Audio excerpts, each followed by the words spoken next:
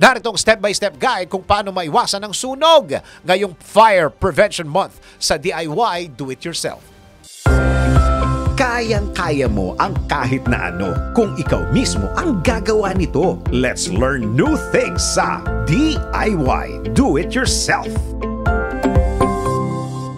Ang sunog ay maaaring mangyari kahit sa hindi mo pinaka-aasahang pagkakataon at hindi biro ang maging isang biktima nito.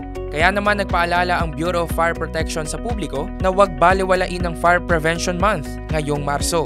At narito ang mga dapat mong gawin para maiwasan ang sunog. Una, ugaliing inspeksyonin ng mga electrical wiring at appliances sa inyong bahay.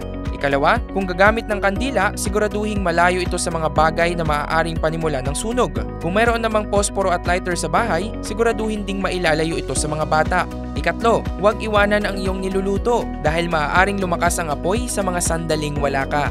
Ikaapat, iwasang pagsabay-sabayin ang pagsaksak ng appliances sa isang outlet lamang. Huwag mo ring kalimutang hugutin ito kapag hindi mo nagagamitin. Ikalima, mag-invest ka sa fire extinguisher. Paalala rin ng BFP na dapat meron kang memorize o nakasave na emergency hotline numbers para agad maagapan kung sakaling magkasunog. Gets mo ba? Sige nga, do it yourself!